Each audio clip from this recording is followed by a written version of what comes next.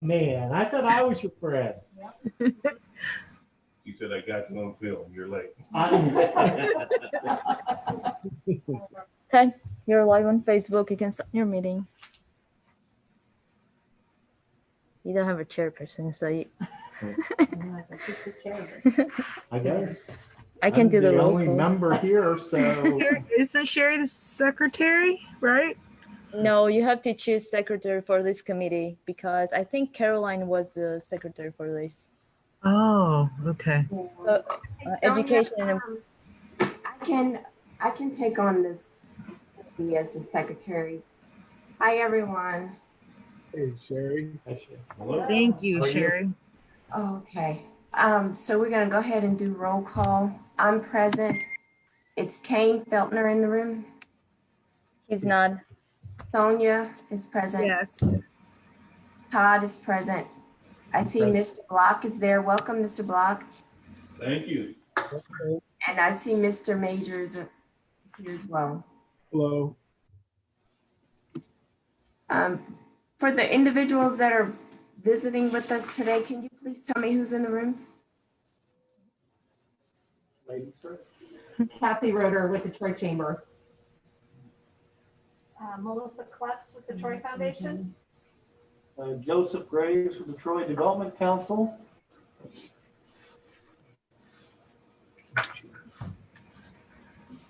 Very good. Thank you so much. Patrick. Patrick Titterington, city. Oh, Mr. Titterington, how are you? sir? Boss man. Okay. So we have done the roll call. I have nominated myself as the secretary. That's just, I second that nomination. I'm sure you would. Okay, so based upon the meeting minutes, we're supposed to now go over the first thing is the workforce development. So who wants to take on that? I can probably help a little bit on that if you want. I think what we're looking at is sort of getting some ideas.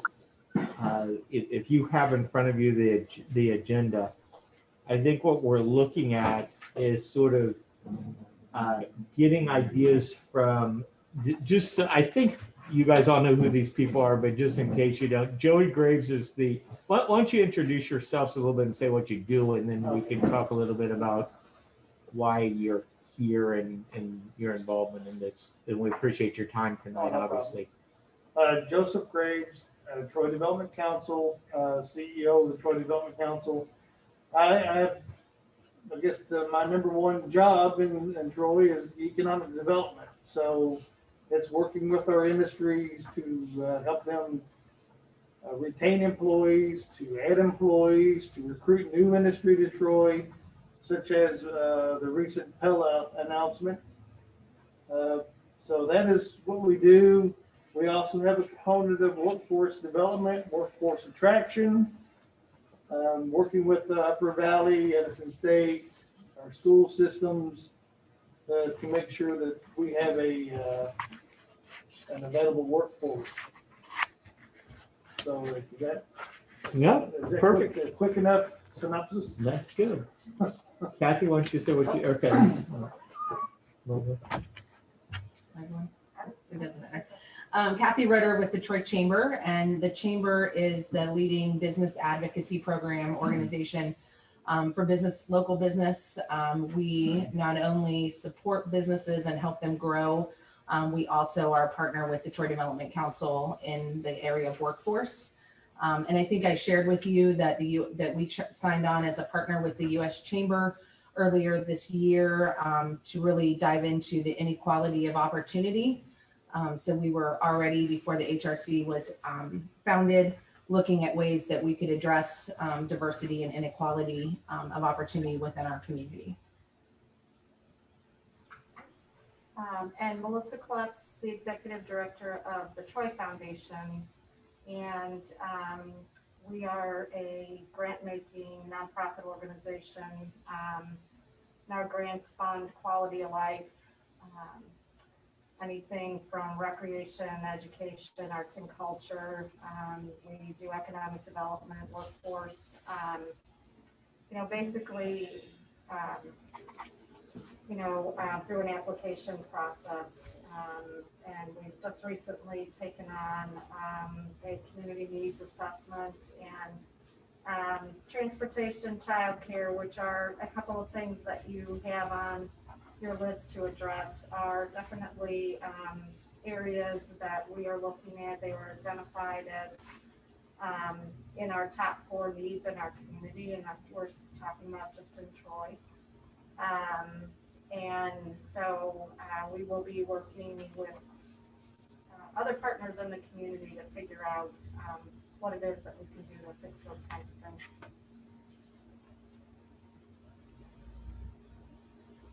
Very good. So for the workforce development, if you can look at number 1 under the initiatives, we were looking at inviting local community, local companies such as Hobart Brothers, Conagra, Clopay, to learn about their recruitment and hiring practices.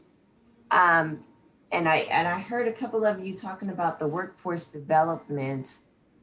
How can we expand upon our employer resource network through the efforts that you bring to the table as it relates to workforce development? Or possibly could you start with, because we are the Human Relations Commission, in regards to workforce development, how are you currently reaching out to minorities, different diverse groups? Is it going well?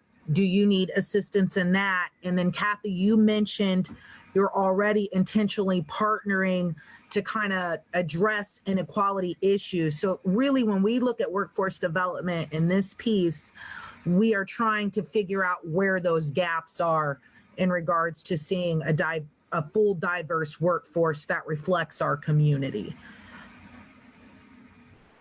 So another part of our needs assessment is, and we're in it right now, is a DEI assessment. And that is working with minority groups, with focus groups, as well as a focus group of employers, talking about some of the things, Sherry, that you just outlined, what their hiring practices are. It's not to tell them what they're doing wrong, but it's just to gather information to kind of determine what barriers exist.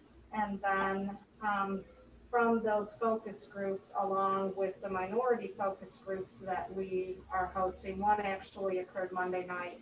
There's another one on the next Monday night, and then the last one I think is on the 19th.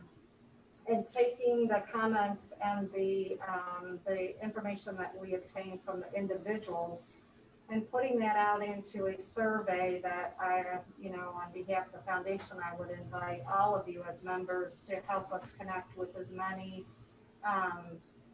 people in our community that are within minority groups, but also, this is an all-inclusive, so we, want an all-inclusive equality kind of environment information as to what are the barriers, are there ways to fix them, what's happening outside of our area to help fix them within workforce and other communities. So, Sonia, to answer your question, one of the most difficult things that we've had is getting a group together for Monday night's focus group.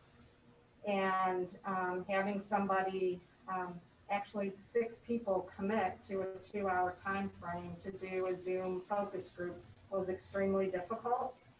I think the other ones are going a little bit better as far as gathering folks for those calls.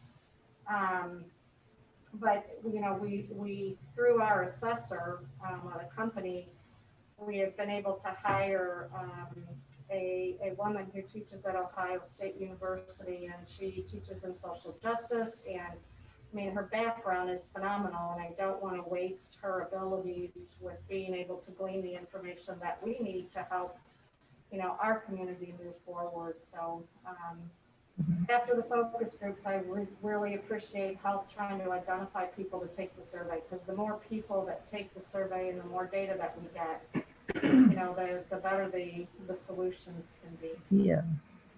So when that's the most amazing thing about this group so far that I don't know about Sonia or Sherry or Marvin, but we got this group and we started with all these ideas, and as we start to pare them down, it's amazing that there's already things in place on a number of these issues, or that we're not the only group that recognize, hey, these are issues that need to be addressed.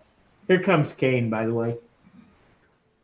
Okay. And I just really think that that's just part of the most enlightening aspect of this process so far has just been the I guess the knowledge that we've gleaned about all the different things that exist out in our community. The focus I just group wanted on to- Monday night that you struggled to fill, was there a certain demographic that you struggled to embrace that? Or, I mean, can we assist you with that? Do you need assistance with that? And that one has already taken place, but and I think the other ones will be fine. Okay. I think that I was trying to engage people and to help connect, just because I didn't know if the trust level was there with me to reach out, to invite people to attend the focus group, be a part of it. And so, but I kind of found that it was better for me just to be the one to do that. So, but I appreciate that. Got you. And we would always do surveys at Partners in Hope if you need to hear from the community. Okay. Thank you. Yeah, thank you for sharing. Troy Development, I apologize. I didn't get your first name. I'm sorry. Joseph. Joseph, can you speak to us a little about your organization in the same light question, or the same questions? Well, when it comes to workforce development, we are not the ones that start the skills classes. We just work through our Edison State or Upper Valley or local school systems. So my job is to recruit industry and to keep the ones that we have here happy. Gotcha. Actually, right now, there's about, in our community right now, there are probably over 600 jobs available in our community as of today. So I need to figure out how to recruit and retain a workforce for Troy looking forward. Is that including Pella? Well, no, that's between this year and next year, they're going to be hiring, Capella will hire 128 people. So we have 120 at Propay, 150 at F&P, 128 or, Pella, F&P, ConAgra, about Okay. time. Wow. Ray Math is getting ready to expand as well, and their workforce, and it's crazy.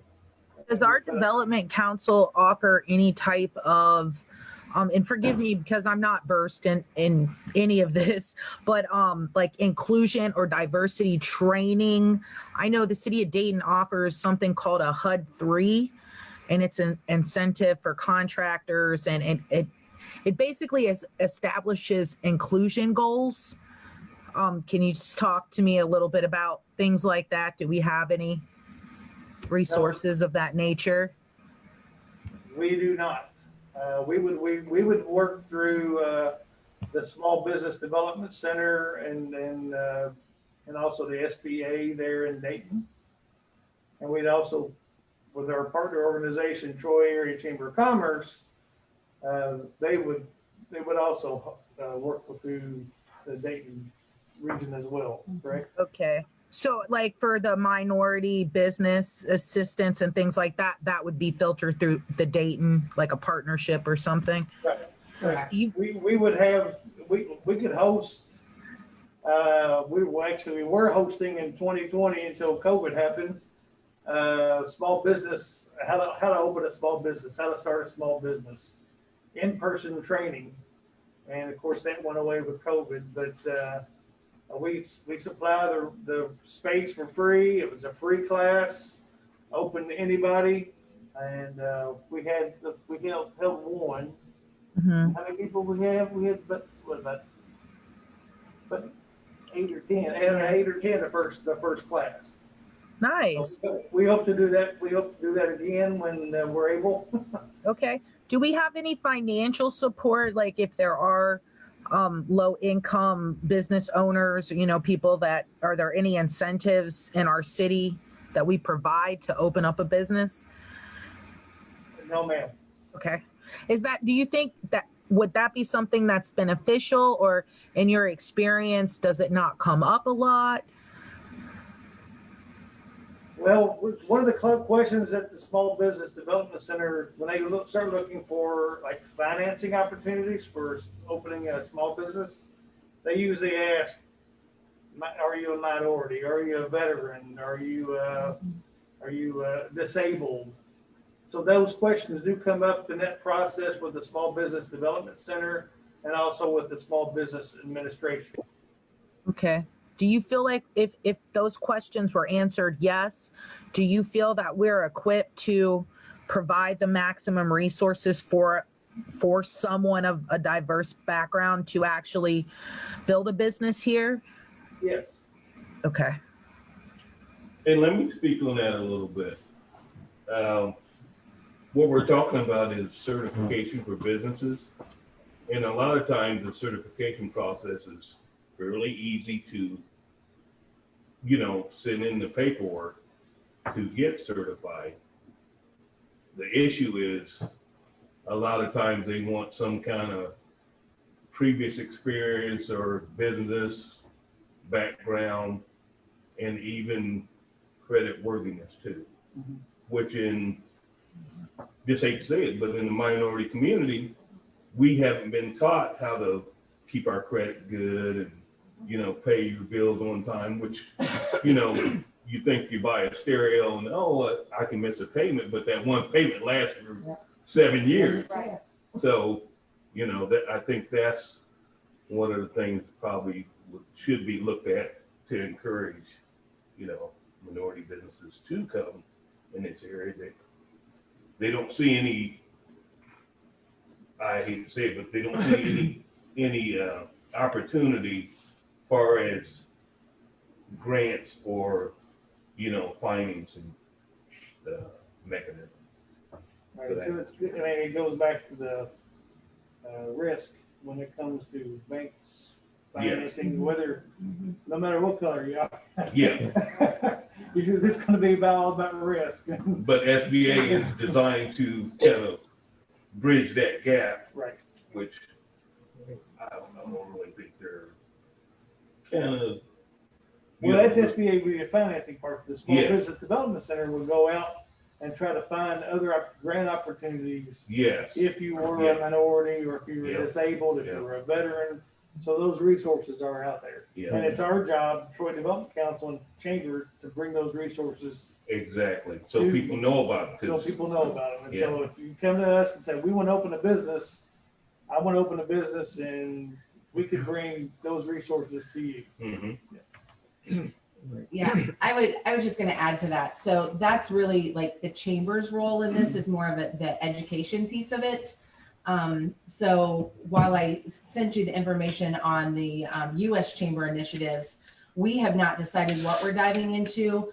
But one of the things that we realized early on is that we as the chamber are up on a third floor and maybe not super accessible, and people don't necessarily know about what offerings the chamber even has and how we can connect minority businesses to those resources. Because again, most of those resources are coming through an organization in Dayton, in Montgomery County. But so one of the things that we did is we have a page on our website that's all about how to start your business. And we have resources on there that's specific to minority business owners. And then one of the things that I learned about just literally last week at a convention was doing some education and training, setting up some workshops so that we are teaching minorities how to become entrepreneurs and all the things that they need to be more aware of, you know, credit, because you don't think about that, and really thinking about how do we start that even as an education component, you know, with high schoolers. Because that's sometimes where that credit issue begins. Yep. So those are some things that the chamber's looking at doing. So I hope Thank you for that clarification. Yeah. And I'll be honest, I'm not versed in these subjects. I'm looking at the Dayton Human Relation Commission's website, and I literally see the connection of the parts and pieces that we're doing. So I just want to ask the questions because I don't want to recreate something if we already have that good partnership and it's not necessary. That's what I was just trying to determine, if you guys felt it was a tool that we need here locally, or if the partnership is working, or are we working towards it being better? Thank you for clarifying the different departments and jobs. I would add to that. You're absolutely right. It's something we can be better at. Those things are in place, and we may have known about that, but we haven't done the best job of getting out of our office and making sure that we're letting people know that we can connect them to those resources. After the event at Treasure Island, I spoke with Shane about the chamber doing some type of open house business after hours and trying to connect better with minority business owners, because the honest truth is we don't have that many represented within the chamber. And so we need to do a better job of connecting so that we do make sure that they know the resources that are available to them. So if that's something this group can help us with, I'd love that. And what could really help out is Dawn is very close to putting together a document that will have a list of all the clergymen in our city. So I think that that's a really good way to penetrate people who want to do that. So I think along with all the pastors, for the minority churches, in our city, I think that's a really great place to start, because they're already in line with everyone that we would need to contact. I think not everyone, but maybe the majority of the people that we're trying to reach out to. I would add on to the not only the minority gap that we see, but it's also, I'm sure, a generational thing too, right? I mean, there hasn't been a study since 2014 in Ohio, I believe, is the last study that I've seen, but primarily a lot of our college students are seeking jobs outside of the state that are first, graduating and getting out into the workforce. And some of these jobs, may not necessarily need an educational or college degree per se, but there's a lot of people that do attend college that do go into the workforce something outside of their degree. But I'm sure that runs in with out of high school too. What are we doing to get into the school systems? Speaking to the kids at any point, I don't know what that looks like on your guys' part for that generational gap to get that covered. Talk about the opportunities that exist in Troy. Yes. The career opportunities. Yes. Well, in normal years, take away 2020. We do several things in the school system, not only in Troy, but also in Upper Valley and Edison State. We do a manufacturing day, which we take students around to 3 or 4 manufacturers, give them tours, have the HR person give them an understanding of what kind of skills they would need. They ask questions, what kind of salary they can expect, and such. Then we did Made in Troy last year. Made in Miami County. Made in Miami County. Last year we brought the 8th graders from all over Miami County to the fairgrounds to interact with industries from all over Miami County to talk about the skills and what's manufactured right in their backyard, and they might not be aware of it, and also talk about the career opportunities that exist here in Troy and in Miami County. So I think between the chamber and the development council, we're very much in touch with our youth, in normal years. Yeah. And Joseph, do you ever work with the school in regards to the kids in the work study or field study to procure employment for them? Has that ever been an idea? No. No. Well, and I do think that, that the Troy Foundation has funded a lot of programs over the years. In fact, it's an ongoing funding. A lot of times we don't continuously year after year fund things, but Kids to College, for example, where kids from the 6th grade building go to Edison State and learn about the opportunities of being able to attend college if that's something that has an interest. There's a lot of kids, if they've never had anyone in their family that's gone to college, it's not on their radar, to do so. The other program that's within the schools, and it's in the 6th grade building as well, is Junior Achievement. And so business folks come in and work with kids, and you're probably familiar with that program. But, in the past, and I think that Joey and Kathy are doing themselves justice. They have really, really attempted through their offices to take kids on field trips and to get them to Hobart Arena, all from over the county. How many kids did you have the last time you did? 1,200. Yeah, And Hobart 1,200 Arena, kids. yeah, it was. Where they're being exposed to all area businesses, and it's wide range of, some would be college related, but some would be manufacturing and things like that. So, there are things I think that are being done at the, elementary to high school level. You talked about the 8th graders going. Yeah, I was also just going to add, while we just ended it in February of this year, since 2014, we've had a career education platform that Troy City Schools originally partnered or piloted, but everyone in the county was using it, called Your Career Connect. It was originally Troy Career Connect, that was all about local jobs. So the students could go on and learn about the companies. There were videos, and that was a complement to the career days that both Joey and Melissa were talking about.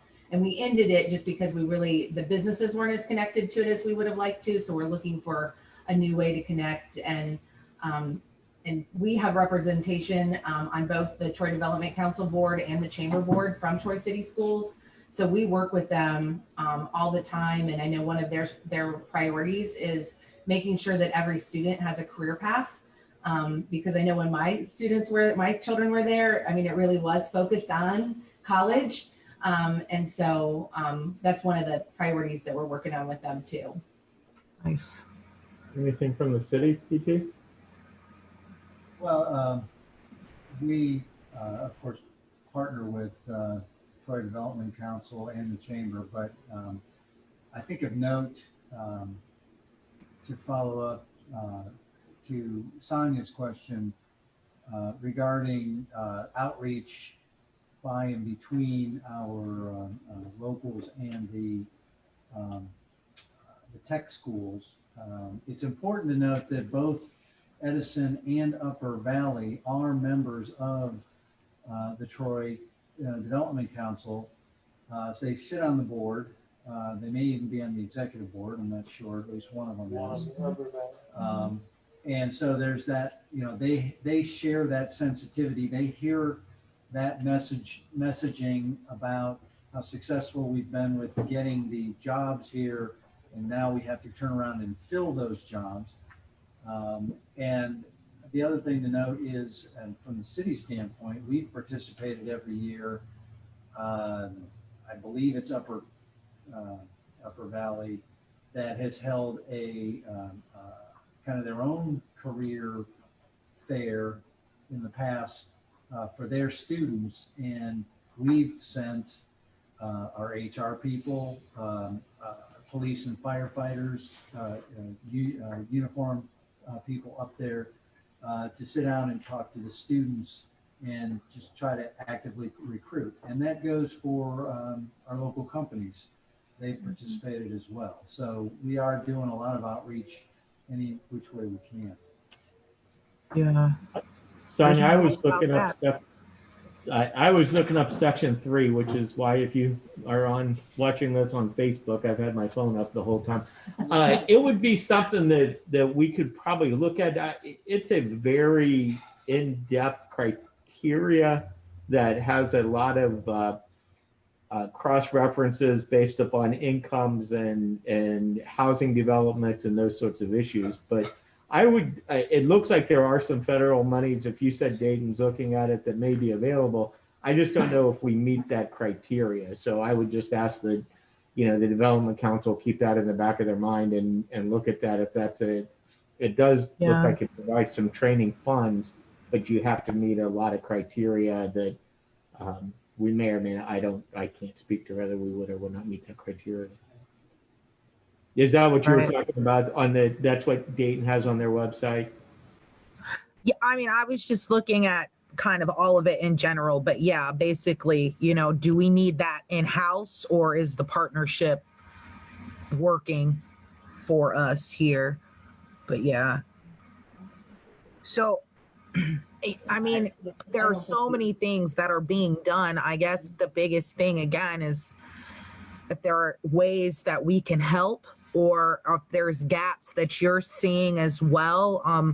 We kind of put you on the spot about all the things you're doing. I know number 2, we've talked about it a lot. Melissa, you've kind of mentioned it, the childcare, like what do we need here to keep employers here and to get employees here as well across the board?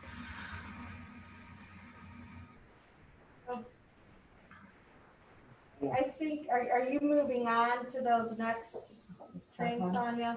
I did because I feel like that's fine. kind of where we're at now, that it will bleed into the other. Yeah, so, I mean, our top 4 needs, and there's other needs, and as soon as our, the DEI portion is completed with the assessment, then, that will be a working document that will be made available to the public.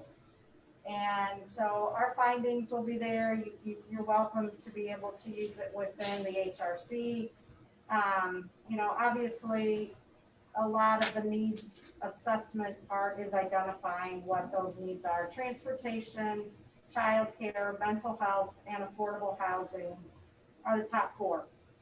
And they're all within, notes that I've read from HRC subcommittees along the last couple of weeks.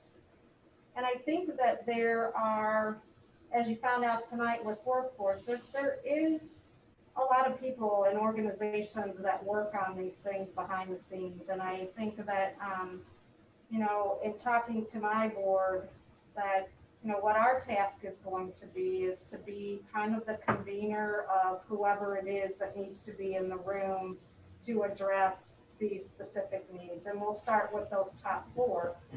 And Joey, you can talk a little bit, about childcare, but in regards to transportation, we have public transportation. It's not necessarily affordable to all. It's not accessible to all. If your schedule changes at work in a day, you have to schedule 5 days in advance. The luxury of that service is that it picks you up at your door and takes you home. However, you're paying $4 there and you're paying $4 back, which, can translate almost into an hour's worth of your wages. The Rights to Work program outside of COVID was providing over 9,000 rides, mostly within Troy. They expanded to Tip City and now are into Piqua. A vast majority of employees were going to Clopay and F&P. The track record, I would really recommend that you ask Tim Krug to come in. He's the one that facilitates the program under Miami County Continuum of Care. but, you know, they have the flexibility of being able to say, you know, they have a protocol that it's free for certain many weeks. If they get you to work, they get you back. It becomes $1. I mean, it's an incremental ride system, but they also have the ability to kind of suspend payment if a person is really doing a great job of showing up to work and, you know, using the system in the right direction. But I think to me, the most powerful part of the program is the stories that are the backside that Tim can tell you about people getting out of a situation where they're homeless because they haven't had a paycheck because, you know, to be honest with you, there's a missing link of no transportation for them. And raising them out of a situation where they can buy a car, they can afford to have the insurance, and then you have the track record enough where you're able to be able to afford housing. My question is, I don't know if you know the details. What is like? Is there a distance from the workplace of how far they go for transportation? It's in Miami County. Okay. So they have actually even gone to, you know, really the border of Miami and Montgomery County and picked people up that get dropped off from the RTA system right outside of Miami County and bring them in to work. I mean, it's you know, it's run by a nonprofit. It's funded by philanthropy. I mean, it's, you know, it costs them about $100,000 a year to run it. And So that's the ticket, Melissa. In your opinion, can HRC support rides to work? The other agencies, Partners in Hope does steel-toed boots, birth certificates, anything to get you job ready. But how can we long-term, and we've been at the table many a times with conversations like this, how can we bridge to show the companies the importance of funding something when normally, you know, it's not an employer's thought to have to provide transportation to get my employee to work? I totally agree with that, Sonia, and I think that, you know, the first steps that we are going to be taking is to, first and foremost, say that, you know, as a Troy Foundation, we don't know how to run transportation services. We don't know how to provide childcare, but we can partner and convene the people in a room that know how to do those things. Potentially, we could be able to provide grants in a situation where that's a feasible option. But I think, you know, there's a lot of times that services are so siloed, and our nonprofits do a really great job of working together to solve a lot of problems. They really do.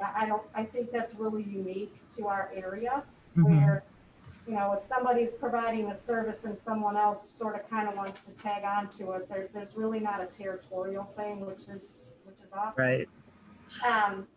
So, but I really think that in order to start addressing these things, you gotta put the elephant in the room to say, first of all, there's a problem, there's a need, it's been identified. It's been identified by HRC, it's been identified by a community needs assessment and lots of other people. And then just really start talking about how do you fix transit in a community where, you know, public transit like RTA is not an option here, where you have bus stops and I'm not saying it's not an option ongoing, it's just not an option right now. Right. I agree. And so that leads into the reality of the housing, the mental health. And so we had talked about, and it's why I switched from Initiative 1 to Initiative 2, because an employer resource network had came out of kind of like, you know, what would be the best practice. And if you're not familiar with that, that essentially means that employers hire a social service coordinator of source or a resource coach to address those systemic issues that the employees face while the employees actually spend 8 hours being productive at work. And I guess maybe this might be geared toward Kathy and Joseph. We talked about this a couple years ago at the chamber level. Again, these are very new ideologies, right? Like you're providing social services within an employer is very unique. But unfortunately, our system is kind of at this tipping breaking point. I guess I'm just curious to how open has it been a thought, a conversation past us going to the chamber and trying to initiate a few years ago. I think it's something that could help our companies in regards to the retention. Yeah, so that's kind of my question. No, you're absolutely right, Sonia. We did talk about that several years ago when JC was here in Joey's role. And I can't really speak to what happened to that because I know that we spent a lot of time talking to local businesses. If I remember correctly, we actually were trying to model a program out of Cincinnati that I believe Warren Davidson's company was using. Yeah, the Alice employee. And whatever reason, it just did not take here. I do know it's maybe something we could talk about again. I know we met with representatives from Clopay this week. And one of the things that they expressed a need for that we're working on in the office is really having that resource like notebook so that they know who to call. Because they referenced rights to work, that they had used rights to work before, but right now they're not necessarily using rights to work with any of their employees. So they weren't really sure, like, who do we call and who do we get connected to? So I will say we are working on making sure they, again, know who those contacts are for the resources. But it might be time to talk again about kind of switching that model from just the traditional HR model to the social services model and having a social worker on staff, because it's definitely needed.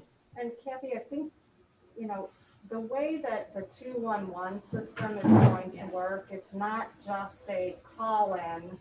You don't have to be able to, you can access it at a desktop, which is what the goal for HR folks would be, is to connect them with the ability to go on to the 211 website, connect with their employees. So I would really Yes. talk to Sean, Ford, and Richard to see, you know, if things need to be added to that, it can be added to the 211 system extremely easily. And so then if the HR folks are finding that resource isn't there, it can be added, you know, relatively quickly. Yeah. What we've noticed, Melissa, in regards, the 211 system is phenomenal, but the reality of when you're working with workforce development, so like for Partners in Hope, we'll have a temp service call and say, we have so-and-so who needs an ID and steel-toed boots. We're going to employ him, but he doesn't live in Troy, Ohio. So the grant precludes, and again, you know, I don't know how to fix that, but if we intentionally want to look at the whole workforce, maybe that's a conversation at a later date. So, you know what I mean? Everybody can get access if they're an employee in Troy, Ohio. So if you're at Rides to Work, if you're in, you know, if you're in Vandalia, they might not know to give you I've not tested that. I did housing and they didn't realize that it was all at the Franklin Abuse Shelter if I was in Piqua or if I was in Tip City. So I just gave them the number and they fixed that. So there are just little things like that when you're talking about the whole workforce. No, and I think that, you know, gosh, I think that's been, were you here when the Transportation Summit happened in Piqua, Joan? Yes, you went over there. Yes, I thought, yeah, a couple years ago. And I think one of the things that I honestly remember most about, so the Miami County Continuum of Care took on and hosted a transportation / childcare. I guess it was more concentrated on childcare and transportation, those two things. And the Piqua Chamber had like 5 HR people in the room. And I distinctly remember, and I don't even know who they were, what companies they represented, but their reaction when the nonprofit organizations that serve like Partners in Hope or whatever the organization is, you know, really talking about how, when someone shows up to work or doesn't show up to work, that there's a lot of underlying reasons, you know, that their transportation failed, or the person who normally would take them to work wasn't reliable, or childcare, something fell through with childcare. And I remember the HR folks like looking all around the room every time someone talked, because they really honestly had no idea why people were not showing up to work. And so, you know, I do think that there definitely, Sonia, your comment about a social service side of things, I think, you know, I definitely think there's a misunderstanding. It's not a misunderstanding. It's a lack of knowledge about some of the things that preclude people. So I get really, I get a little twinge in my neck when I hear people say that, you know, people don't want to work here, because people do want to work here, but there are so many barriers for some to be able to work. And it could be as easy as, and it's not easy, but could be as simple as saying, I don't have valid transportation.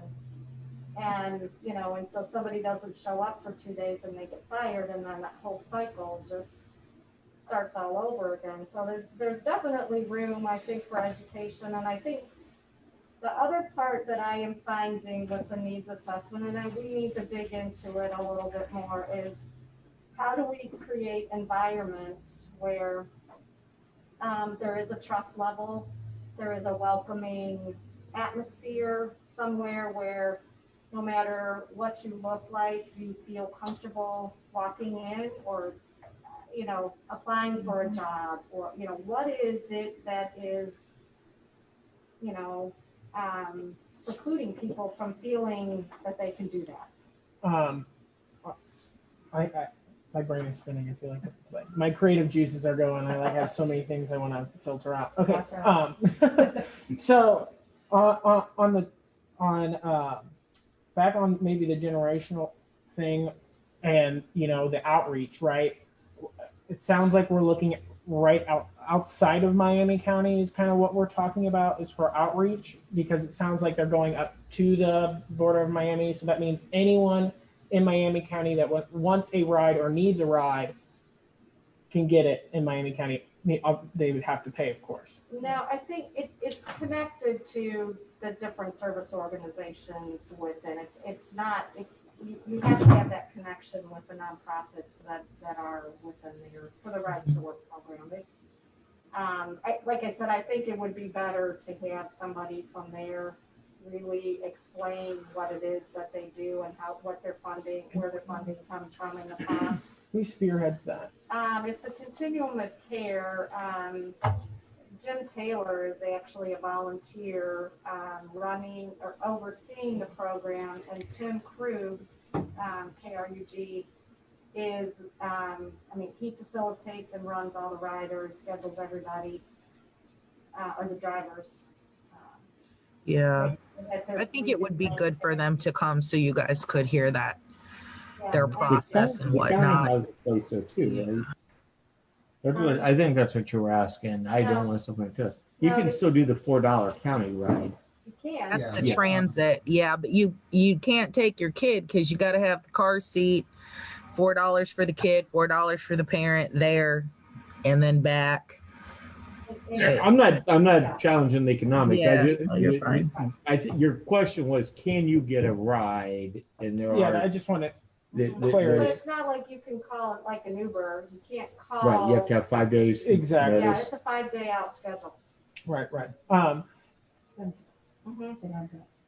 So, and I hate to backtrack a little bit, but back on the educational outreach to the younger generation, are we doing work with not only high schools, but like Sinclair and Edison and a lot of the community colleges within the area? Edison, Upper Valley, and middle school, high school here in Troy. Okay. Nothing with Sinclair though, just because that's outside the county probably. Yeah. Well, we're not, but the companies are. Yeah. Right. Yeah, Companies are the making companies that- do. that- Actually, And that's we on the have list. we have contact with them, and we have partnership with Edison. But we've hosted Sinclair at the chamber to talk about their apprenticeship program and their internship programs and things like that. So we do have a connection, but we tend to go with Edison because they're in the county. Right. And the city does too for like the firemen. We haven't, has Simmons talked yet? He's coming next. Is he coming? Yeah, he's coming in the future, but he hasn't yet. Yeah, we reach out to all three of them. Well, and more, but those three primarily. And when we look to tuition programs, apprentice programs, we're actually looking at start one with the police department, so trying to figure out what that will look like. And, the ultimate idea is not just to push them through school so they move somewhere else, but to get them to stay here and to continue. Sorry, it was Tom Thunderberg who talked about that the last time. Yeah. So the one where we basically bring them in and recruit and let it go. And isn't there some educational opportunities with the Institute of Welding, Hobart Institute of Welding? Yeah. So they're getting exposed to that as well. And actually, Troy Christian has a student welding program that I believe that they partner with. They have a retired welding teacher from Hobart that teaches to kind of expose kids to that kind of vocation as well. And do we know what the success rate is in some of these programs that we're, the outreach and anything that we're doing, the transportation?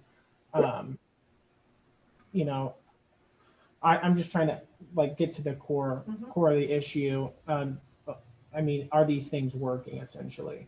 Yeah, and that's why I think it's really important to hear from Rides to Work specifically, because the success stories that they do have, it does work. I think that we have to find more secure funding for it, and I think that's one of the conversations when transportation is convened, that we can talk about. What does that look for in the city standpoint? Where is the city at in transportation? Do we think it's something that's a necessity or something that could be looked in maybe 3-4 years in the long? The transportation issue is not a local issue because it is something that's not only intra county, it's also inter county. Because if you look at the statistics, when you talk to the companies, and let me digress and say that a lot of these questions are good questions to ask Clopay, ConAgra, and ITW when they come and talk, because they're very engaged in that. And those are 3 of our top 5 employers. But when you're talking about the transit issue, one of the things that's missing is that the companies not just talking about it, but sitting around the table with everybody and trying to help themselves. And when they're trying to help themselves, they will tell you as much as we can that many of the workers are coming from Shelby County, Auglaize County, so they're coming from all over. So having a strictly Troy solution is not going to go anywhere, and frankly, to really fund an ongoing program is going to take a lot of effort from a lot of folks, and it's from a numbers standpoint, it's something that's got to be just spread out over a much larger region than the city. Right. Like the county? We tried 10, 12 years ago, I think was the last time, a countywide RTA type scheduled transit. I'm trying to think, I know there's on demand and then there's a routine scheduled transit like they have in Montgomery County. And there just was no interest in it. From a voter or a resident standpoint in the whole county. And I don't remember the year, but we funded the Troy Foundation funded a pilot program with County Transit to provide vouchers. But the educational component didn't come along with it, and I think that's why, and it just in my opinion, why it didn't take off. But so instead of going, calling and scheduling the 5 day in advance to your home, back to your home, they created a bus stop scenario for transit. And what they found was even using the free, because our funding helped pay for free vouchers to get people to try it. And what they found was people were like, well, no offense, why would I walk to a bus stop back and forth if someone's going to come to my house? And especially if it's going to cost this thing. And so what they were trying to do was to have common stops. So if you needed to go to the grocery, you had access to the grocery, in different areas on things. But again, I think the reasoning of why they were trying to do it to lower costs, to make it more efficient for something to be able to run like a regular route. That piece of that educational of the riders was not done. Do you know why people can't get transportation? I mean, is it primarily because they've lost their license? Is it because they can't afford a They can't car? afford a car, they can't afford a car insurance, their car has broken down, they can't afford the repairs. I mean, there's a lot of Lot of It's more reasons. economic than it is failure to have a license or a legal It a legal could issue. be, but it's probably more economically, Right. just not feasible. So if we're thinking, in a bigger, a broader area, not just Troy, because I mean, economically, it would help Troy out. We are economically doing well, if I'm not, mistaken. But of course, we should always strive to improve and increase. So would this be something that we could, partner with TIP and Piqua cities and see if we can coalesce something to work on transportation or help find funding for Rides to work. rides to work. Thank you for rides to work, or even Dayton, because the reality is Montgomery County and Dayton, they have people, a high percent of people that are unemployed there and are on low income. So if we have people transported from Montgomery County and Dayton and working here and making money, they're not only putting their tax dollars here, but they're also putting it in Montgomery County. I mean, this is a partnership thing. It helps everyone. Is this something we could look into, maybe at a county level? I know that's not in our jurisdiction, but, even just Troy and Dayton. So we've had that conversation and we continue to have those conversations. We work very closely with the other, the two primary cities in the county. We've tried multiple different experiments. You mentioned Dayton. At some point, maybe 8-9 years ago, there was an arrangement between Miami County Transit and RTA, Montgomery County RTA, where there would be a connection. And I think one would go into Vandalia and the other one would come up the Tip Way. And so there would be that cross connection. It's just the amount of interest wasn't sustained. Mm-hmm. And the dollars are, of course, they're dwindling. But it was an opportunity not just for Piqua, Troy, and Tip to benefit, but it was also one of those, since we're all in the MVRPC with Miami Valley Regional Transit, Planning Planning Commission. Commission, thank you, Transit on the Mind. We're all members, and MVRPC controls a lot of transportation dollars that they could bring some leverage and some resources and some grant dollars. But eventually, we continue to look at other things because that experiment didn't work out. Gotcha. The funding request comes from the county commissioners, is it right? Oh, 19 or 21. Sure. Yeah. I think it's 19. That's what funds the county transit system. And, so obviously working with them, I don't think that there's enough money in the individual communities to be able to effectively run a program like that, to be honest with you. And, in Miami County, through the transit system, does have a good working relationship with RTA. So again, I think some of these conversations, and I know it's super hard to wait, and I know why wait, because we know what the needs are, but we want to make sure that we're doing it all at the right way. But some of these conversations, could result in, just being able to, maybe it's applying for more money, maybe it's from the government. What is? Sorry, it's the band at the stadium. Oh, at the Everyone's like stadium. looking around going, What is where's that voice coming from? Yeah. I know, I thought it was online. I do think that there's definitely folks, once you get people in a room, to be able to talk about it. It's hard when there's so many different people doing different aspects of transportation, for example.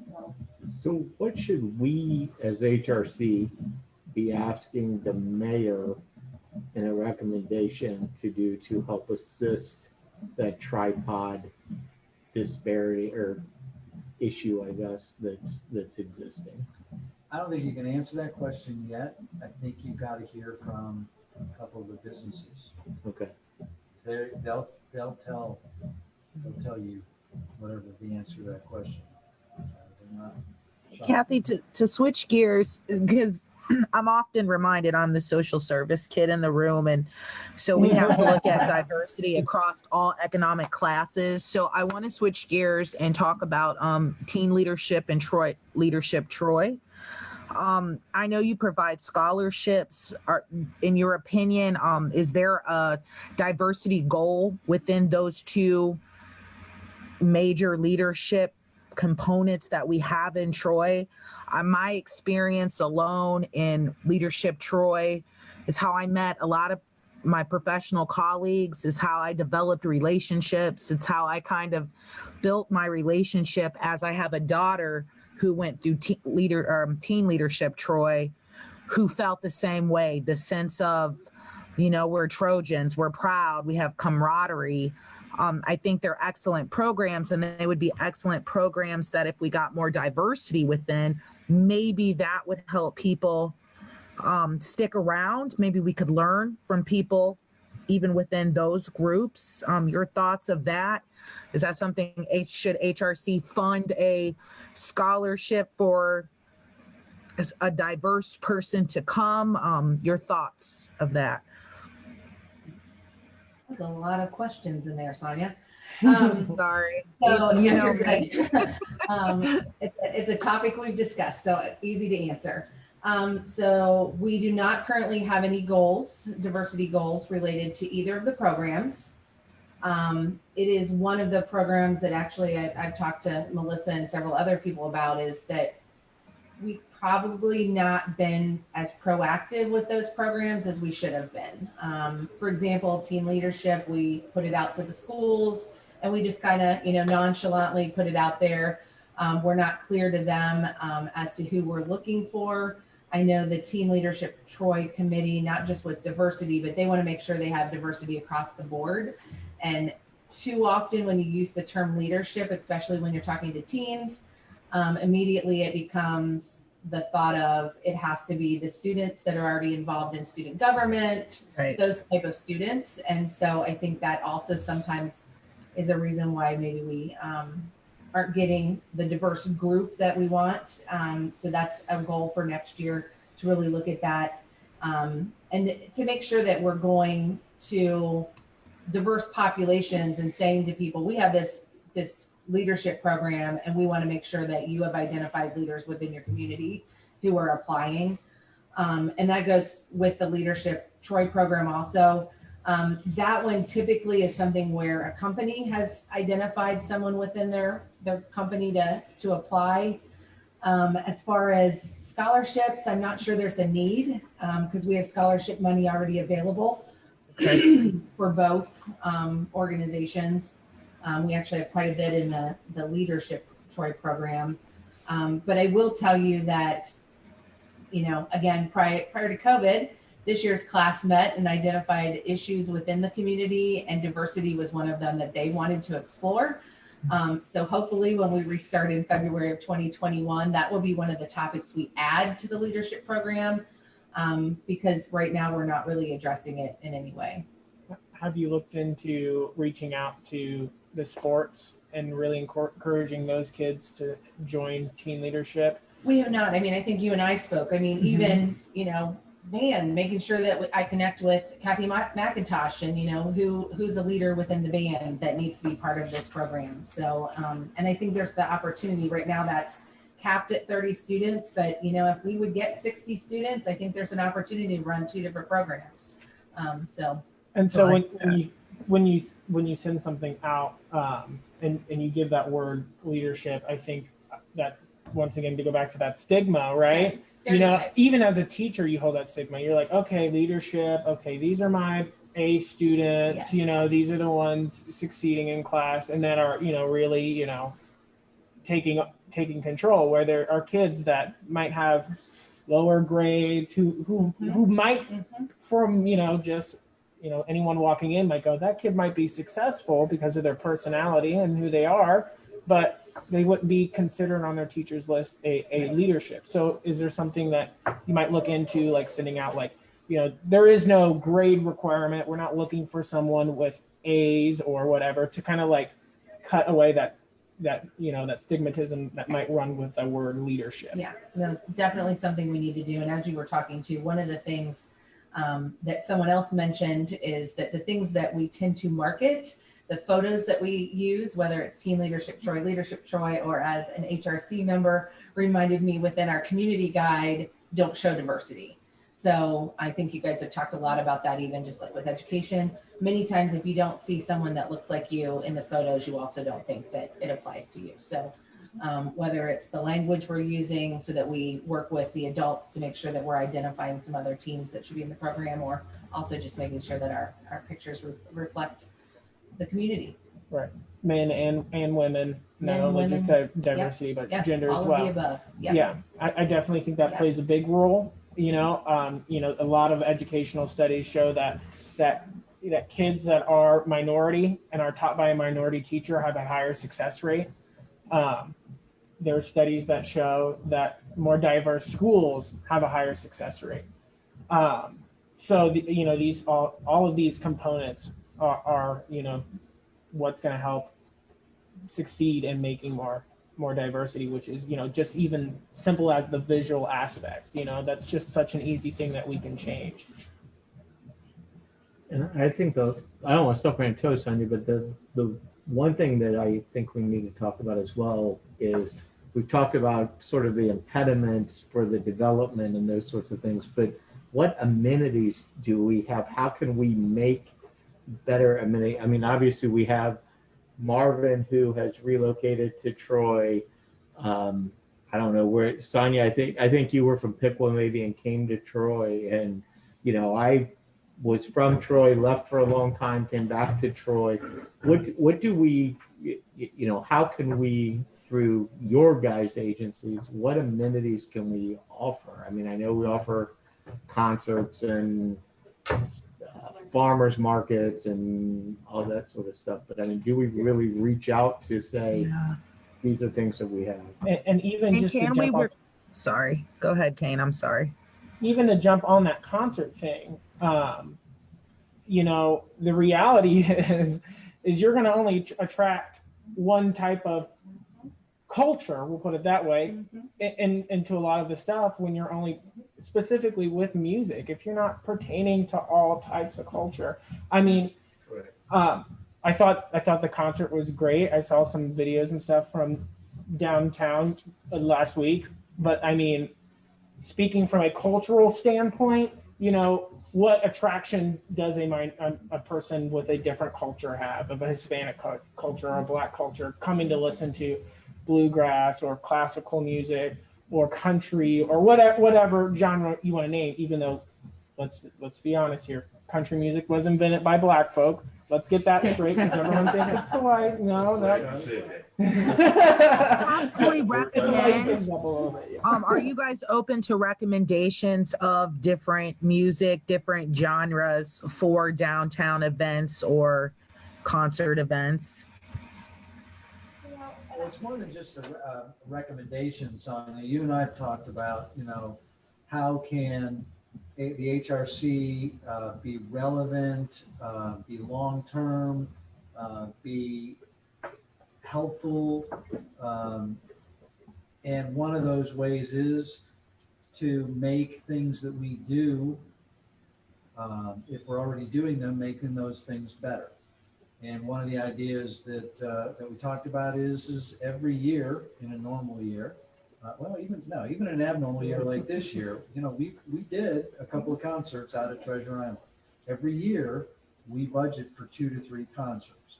There's no reason that the HRC couldn't sponsor or co-sponsor something, not necessarily financially, because let's face it, unless you guys have outside resources, the financing is coming from the city. But that doesn't mean, energy, volunteerism, outreach, marketing, education, as well as, helping us find entertainment beyond the 1980s, 90s cover band. Right. No offense to my colleagues who are in the same age range as I am. You know who you are. Our initiative list. And you, I'm turning my back. And Well, that one too. Yeah, I know, I just but- turned that. and I agree, like like these are these small things that might not seem like a big deal are a big deal and are within our grasp. I think changing the way we present ourselves, I know you guys don't have any control with the billboard, but when you come down, I think that's 25A from Tip City, is that right? And there was a billboard of a black cop. I don't really know what the billboard was saying, and I know you guys have no control, but it was like, Black attorney, Michael Wright. yeah, I mean, it was just like, it's like, okay, it was, just small things like that. And those are within our grasp, changing, what pictures we present, music that we bring. And I think that, transportation and housing and all mental health and all that stuff is essential, but these are going to be long-term, broad things that, aren't going to be easy to answer. But I think these little simple things is really what can get the ball rolling. When we talk about entertainment, we talk about bands, we're talking about what you typically think of as amenities. But Todd, when you asked the initial question, remembering that the HRC is diverse and is looking at issues of all cultures and all diversity, one of the amenities that we have in Troy that has helped greatly to retain and expand our Japanese companies has been the Japanese school. It's just outside of Troy. It needs a new home. They've been actively looking for a new home. That is an amenity in that it is something that the workers, the management typically, Troy is a management rotation for many of the mid to high level corporate Japanese nationals. They come through Troy as part of their rotation, as part of their training program, so they can go back to I'm trying to think of the name of the place in Japan that starts with an S. No, for Honda, for example. And they speak very highly of the fact that we have a Saturday Japanese school. That is I would consider that an amenity, a pretty strong amenity, and that's something that HRC and the city and the TDC, everybody around the table really needs to work hard to find a location for them to stay here, grow, get some air conditioning, and do that amenity that has been very successful for a lot of years. So a lot of people don't know that the Japanese Heritage School, there are families that come from all the way from Indiana. every Saturday to attend the Japanese Saturday School. And while they're here, they go out to eat, Mhm. they go shopping. Mhm. Yeah. Most everybody that Saturday, Japanese Saturday School is in or near Troy. And we've been working very closely with some of the people on that board to make sure that when they do decide to relocate, that they relocate in Troy. It's a very important amenity. That's really interesting. So even regards to Joseph, you kind of sparked my brain. So when I have to get my hair products, I got to drive to Dayton. But what if workforce of like, and again, if this is feasible, if it was a conversation with Kroger and Walmart that, you know, you need to order more ethnic hair products. I don't know if those things are feasible. You tell me, are those things feasible? Because these are reasons why people kind of drive through Troy and don't necessarily want to lay their hat down from the long term. Is there a relationship or conversations, even a focus group that maybe you could work towards having in the future just to say, hey, these are the cultural groups here. This is their needs. I mean, I'm sure those people that attend a Saturday school would love to go grocery shopping as well. It could be something as simple as sticky rice that they would like to have on the shelves. And maybe it's just communicating that. It comes down to communication. So yeah, that's not a problem. I can certainly talk to people at Kroger. Yeah.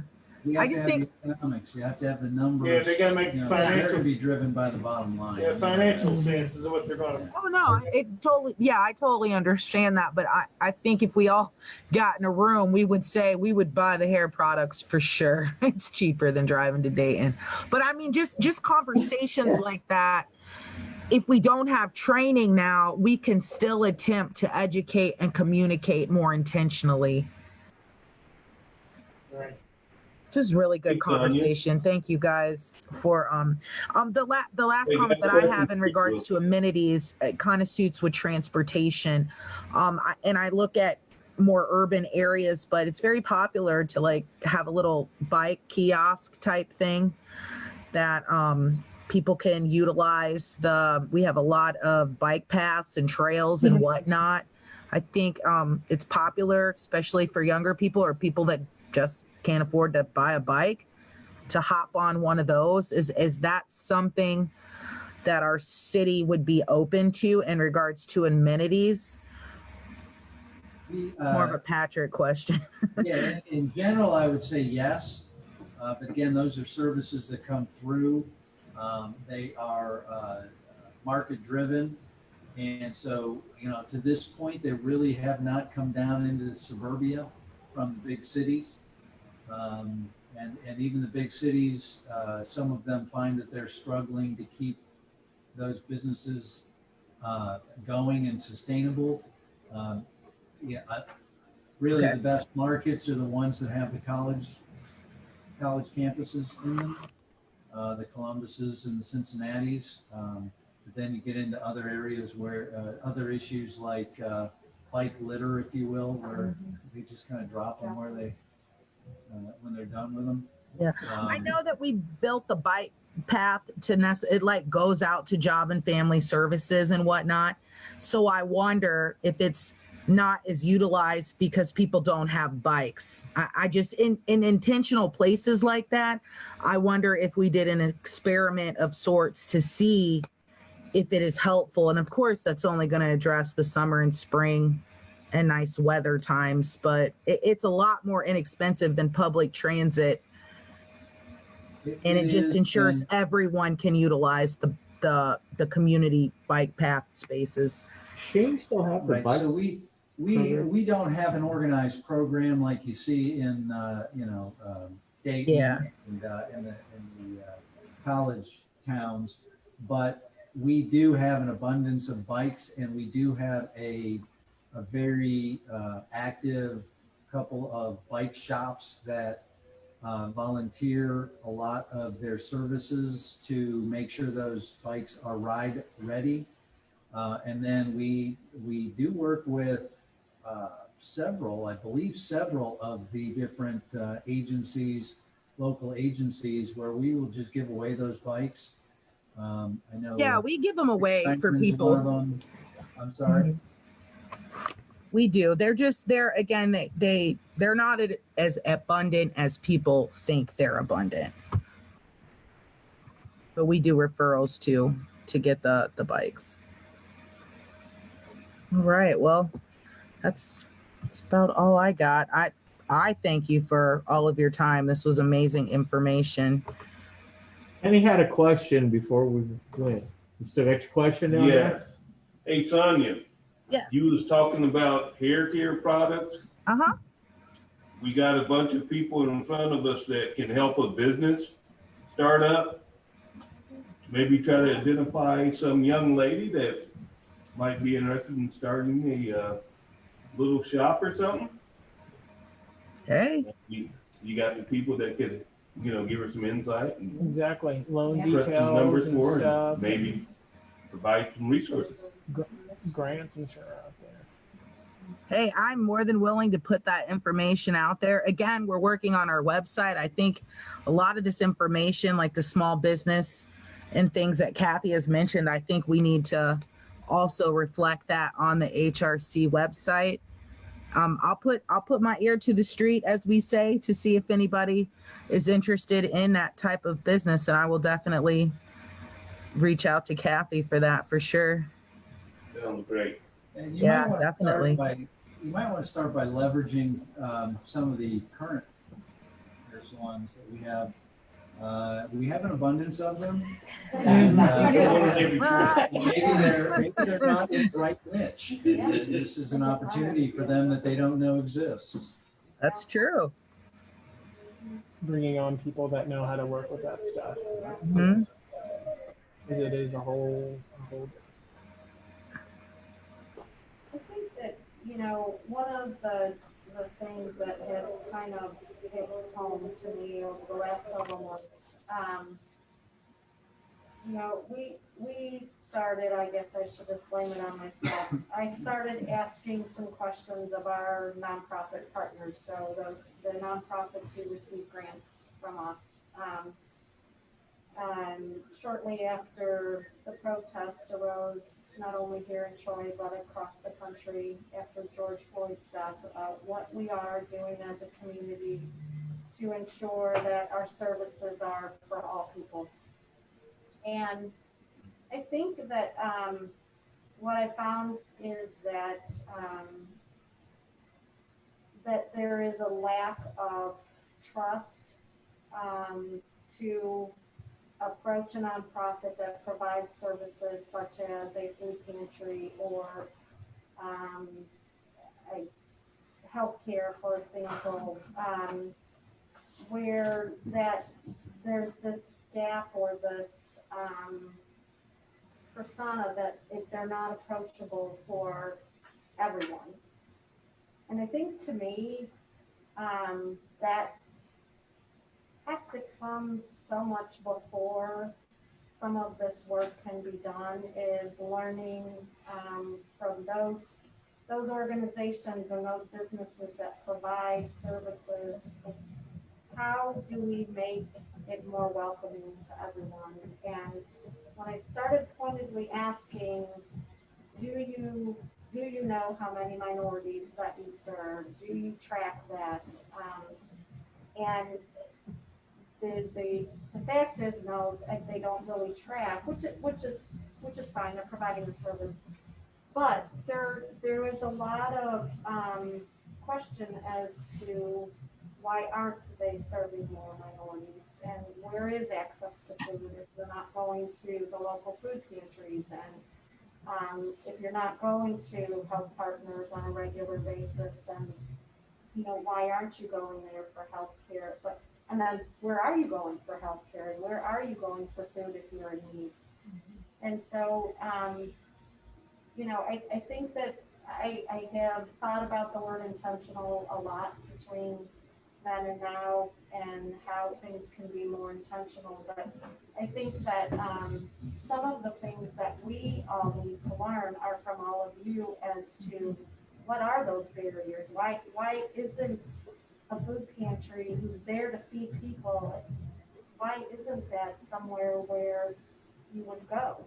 And I don't know the answer to that, but I think we all have a lot to learn. I know there's a specific nonprofit who has started a relationship with a predominantly Black church in Pickwa and become a food pantry drop-off where the trust level was with the church. And so, and going back to Marvin's first comment about, collecting who those casters are, because it does, and if they were connected with all of the services that were provided, does that start helping some of these things? A lot of that is a cultural shift, and dialogue is one of the most foundational things that need to begin to happen. And a lot of people want to skip over that dialogue because they're tired of waiting. The dialogue should have happened a long time ago, and I get that frustration. But the reality is people don't feel welcome to these places, and it also stems from attitudes of thinking that people who have food stamps, which is my majority by proportion, is minorities use that the most, use food stamps the most. And the idea that people on food stamps are moochers, that's got to change. No one goes to the store and uses food stamps and uses them proudly. You know what I mean? They want to be able to make an income where they can feed their family on their own dollars. They want to contribute in the economy on their own dollars. Everybody wants that American dream. No one wants to be on assistance.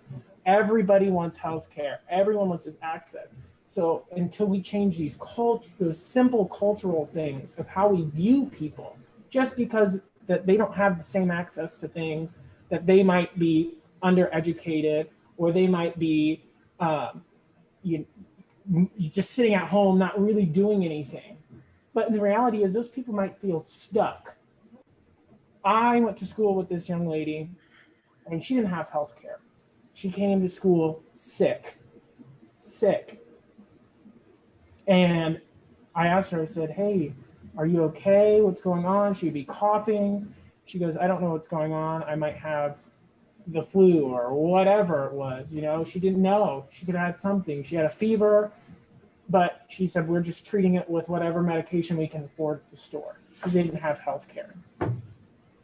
And the reality is there's a cultural problem of how we look and view at those people. And I don't disagree with that at all, King. I guess what I am asking is that, in order to help fix things, we have to understand things, but we also have to be trusted. Mm-hmm. And for me to walk in and offer services and not have a trust level, it's kind of a null point. And it defeats the purpose of providing the service if we can't say that we're doing this for all. And so I think that there has to be conversations that occur so that everyone can learn those things and feel more comfortable. And I think that could be very helpful from the HRC's standpoint to acknowledge the fact that, I think there's a lot of people that want to learn more. They don't know how to ask. They don't know how to use the right words. They're worried about being offensive when they talk. You can ask for forgiveness, but once something is said that is considered to be inappropriate or offensive, then you've already, built a wall around someone. So I think a lot of these solutions, if we could provide transportation and we can provide childcare, but if people don't feel comfortable being able to go out and seek those things and how we connect with everyone, I think it doesn't become a solution for all. And I think that's really key. I would really like to see us do some sort of training with nonprofits or something, co-sponsored by the HRC and maybe have that dialogue. Something I did at Ohio University is we brought in our cultural diversity person, and we allowed that opportunity for people to ask questions and say, why can't white people say the N-word? And to any Black person, that would be a no-brainer. But to any other white person, they might not know, like, why can't we say the N-word other than Especially when they hear it. exactly from their, like, I have Black friends and they say the N-word. Why can't, you know what I mean? But how do we address that as a teacher? So we gave them that opportunity to ask uncomfortable questions, but also have people that were minorities in there too, so that they can address them and do it in a comfortable manner and create that safe space. But a lot of that's going to be to openness. I think we need not only just that cultural talk of we are two different cultures and we can mix and mingle, but we have to understand that we can't say the N-word to another Black person. You know what I mean? Period. Gotta get to understand people. Yeah. Exactly. Understand somebody. But also microaggressions. Some of the, just like I want to correct myself. I said those people, and that's a form of a microaggression. And I do want to correct myself on that. Low income people who can't afford things, and I'm not generalizing any minority here, but just in general, anyone that is in a low income is what I was referring to. But microaggressions, having that talk, a lot of people don't even know what microaggressions are. But the reality is that people you're gonna hear these things and they're gonna go, oh, well, I have to watch every single thing I have to say, this new generation, this and blah, blah, blah. But the point is that's a start. Eventually it'll become in the back of their head and go, oh yeah, I probably shouldn't have said that. And it'll slowly change things is when we integrate these things and create that space for dialogue. I have a speaker. All right. I have something I can help with that. I was just going to add on to your trust level too. One thing that might be helpful from the HRC is to also help identify those groups. Because as I mentioned at the beginning, like we identified at the chamber that we don't have a lot of minority businesses, but we need to figure out how we go out to where minorities are and where they're gathering to build that trust. And what language do you use to Yes, and we can't always expect everyone to come to us. And I think that's part of the problem that we have in Troy or really in Miami County or probably everywhere in general. We think we're the chamber and everybody knows what the chamber does. And you should know that we're on the third floor downtown and be able to find us and connect to us. And people don't at all. And we need to figure out how to connect with different populations, including our Hispanic population. Like we also don't see them out and about a lot in the community at our events or, connecting to some of those resources. So if you guys could help us identify some of those groups and help open that door for dialogue and for us to build trust too, I think that would be a real win for us. Yeah, and I think that'll be good to have someone bring their own personal perspective from the Hispanic community, not to represent the Hispanic community, but to bring their own personal perspective. I really feel that we should look at a feasibility study for both.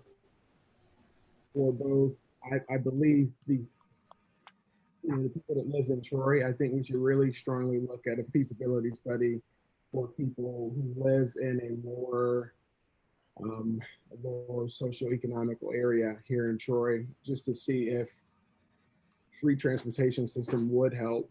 Because if you look at poverty, and if you look at how you get out of poverty, it's really looking at how do you get to work and how do you get back from work and how do you keep a job so that you can get enough money to buy a car, to buy insurance, to move up in the world. And so I think if we really want to make sure that Troy is a good place for all of our citizens, we really have to look at a really good transportation system. Yeah.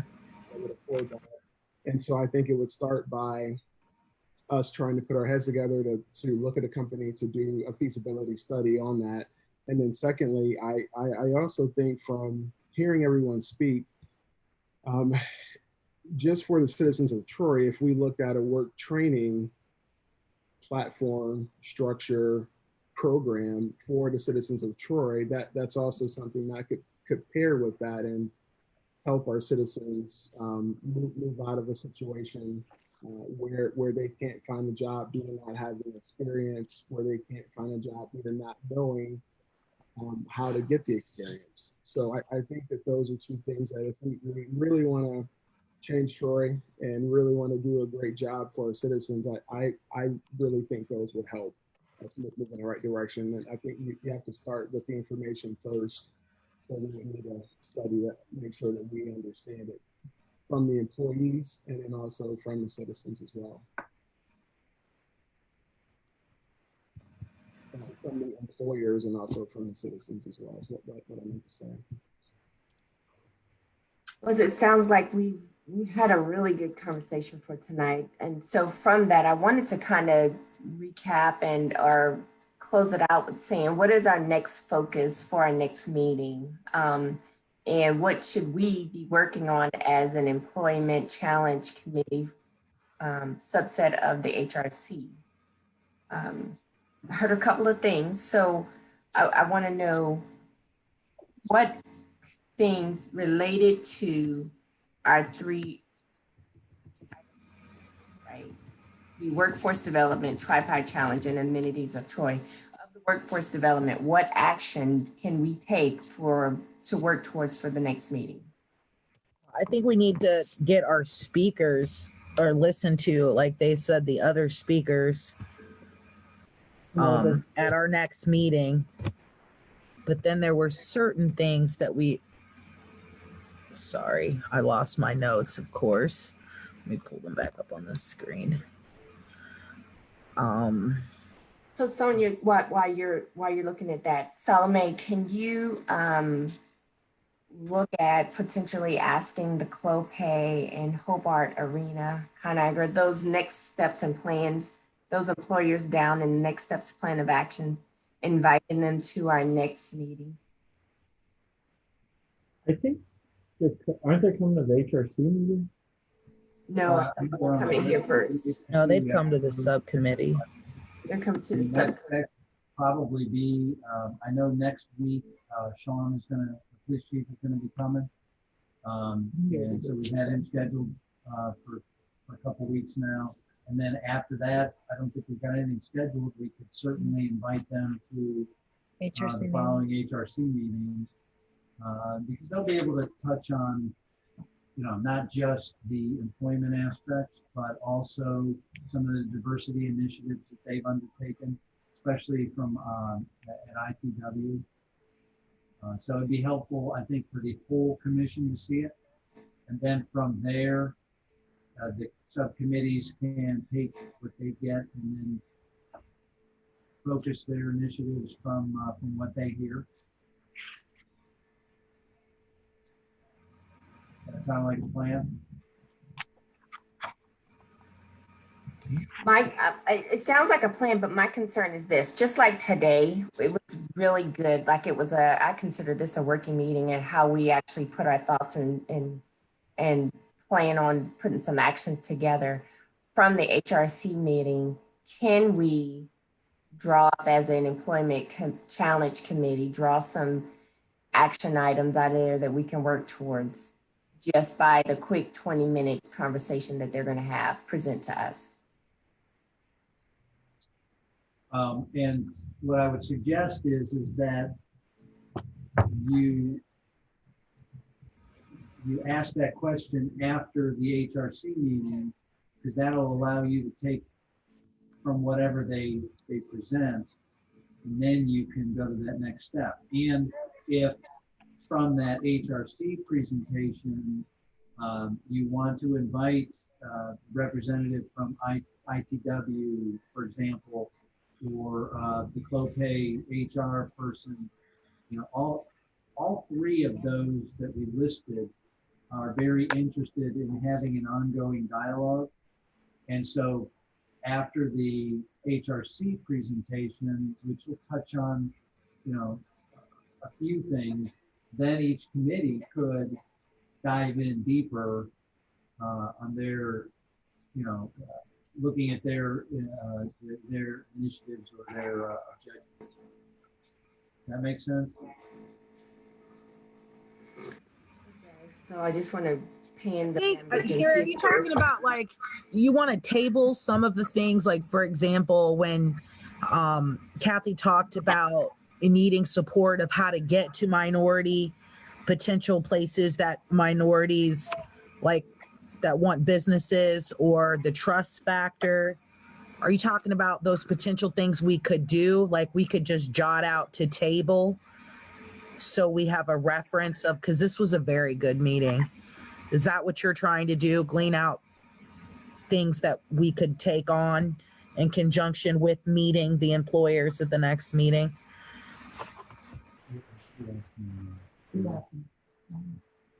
Sonia, was that question for me? Yeah, for you.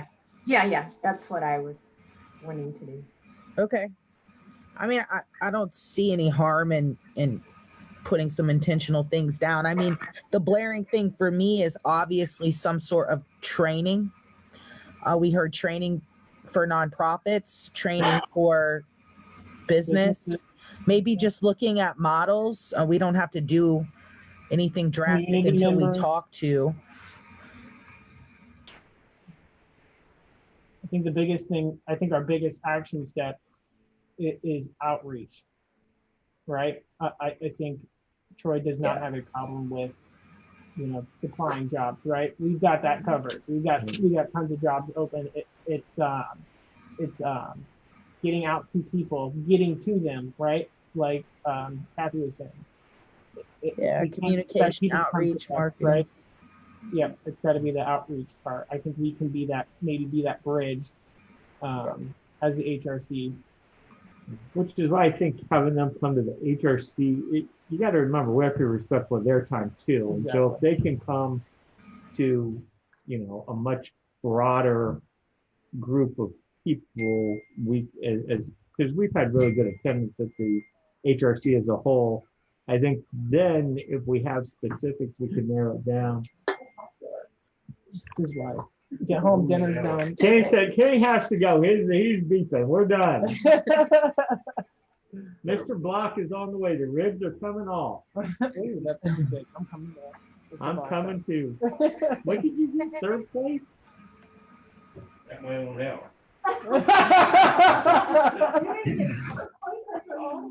Almost said, I don't know how long you have left to, how much you want to discuss the initiatives, and because the Tamara is waiting to close the senior center, because she has to come in and she's been waiting.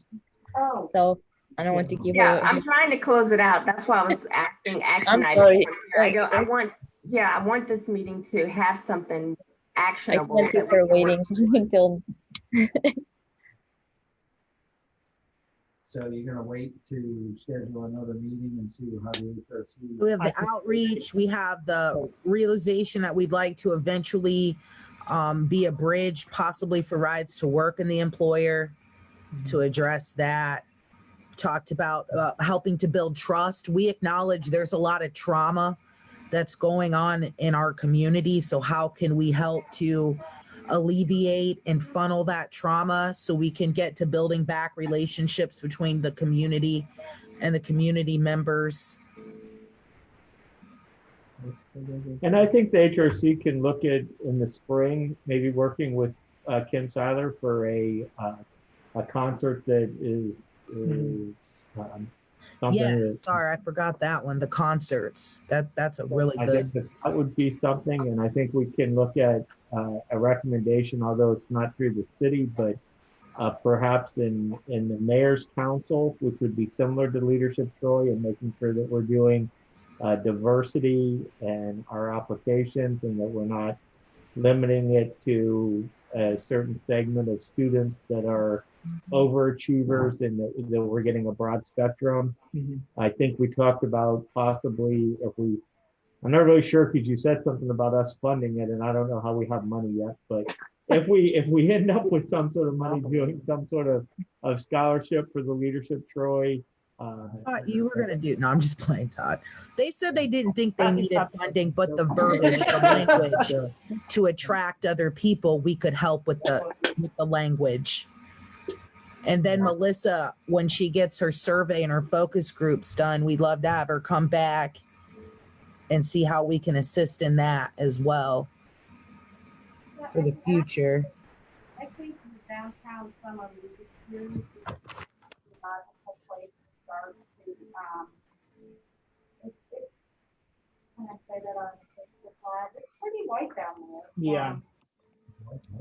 Marvin, you mentioned something Right, as right. well. I love Cincinnati Orchestra. Oh my God, I do. Yeah, but that's something fun, but this is from the culture. Exactly. The chamber and the cultural. For me. To clarify. Yeah. We need- Oh, sorry. I meant to clarify what the other thing to do with concert. Yeah, we need, Other than Strawberry Festival. we need Black Panther playing downtown And in July the 4th. movie on the wall. Okay, I love that movie. You know, that's a whole different perspective on it.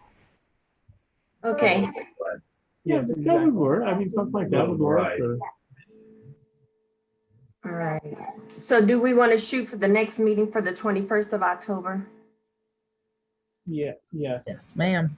Okay, same time, same location, 21 October.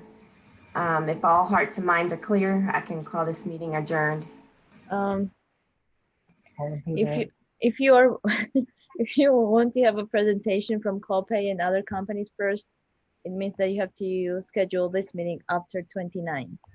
After the 29th is when Clopay coming. Unless you just want to cover some basic, The Like same have a short, initiatives. yeah, you just want to have the benefit of the business presentations until probably first week of November. Is that right? Can we work on other items until the 4th of November after the, we can work on the. I Or we think you should did- have that meeting on the 21st because we really do have to start yes, focusing on what we're going to present to the mayor. So I think that would be good to have. I mean, this was good to have a presentation, but I think we need to start working on Exactly. what the explicit recommendations we're going to Exactly. have.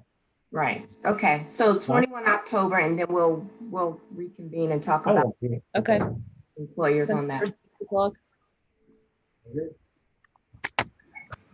Thank you. great. Thank you.